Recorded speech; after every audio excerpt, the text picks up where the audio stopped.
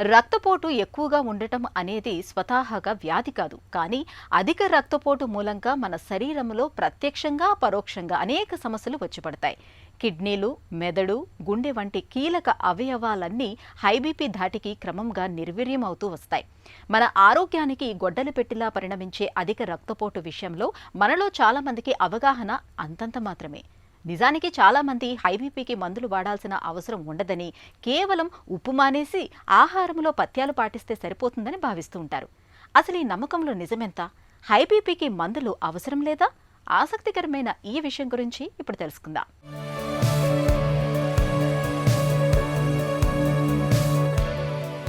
అధిక రక్తపోటును ఆహార నియమాలతోనే అదుపులో పెట్టుకోవచ్చని, ప్రత్యేకంగా మందులు వాడాల్సిన పని లేదని మనలో చాలామంది భావిస్తారు.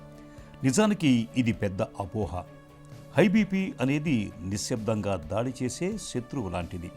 పైకి ఎలాంటి లక్షణాలు కనిపించకుండానే లోపల అవయవాలను దెబ్బతీస్తుంది. నిర్లక్ష్యం చేస్తే గుండెపోటు, పక్షవాతం, కిడ్నీ వైఫల్యం, కళ్ళు దెబ్బతినటం వంటి తీవ్ర సమస్యలకు దారితీస్తుంది.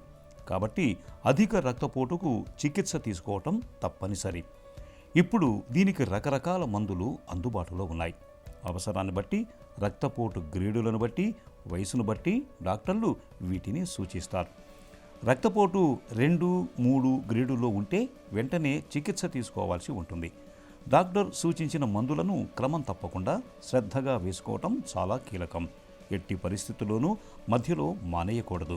చాలామంది హై బీపీ మందులను జీవితాంతం వేసుకోవాల్సి ఉంటుందని భావించి అసలు మొదలు పెట్టకుండా ఉండిపోతుంటారు. ఇది మంచి పద్ధతి కాదు. ఈ మందులు మన జీవిత కాలాన్ని పెంచడానికి పనిచేస్తాయని గుర్తుంచుకోవాలి. వీటిని జీవితాంతం వాడుతున్నామని కాదు, ఇవి జీవితం అంతం కాకుండా కాపాడతాయని గుర్తుంచుకోవాలి. అలాగే ఎవరి ఇష్టం ప్రకారం వాళ్ళు మందులు వేసుకోవడం తగదు. ఏదో ఒక మందు బాగా పనిచేస్తుందనో, మరెవరో చెప్పారనో మందుల్ని మార్చకూడదు. అలాగే వంటల్లో ఉప్పు వాడకాన్ని పరిమితం చేయాలి.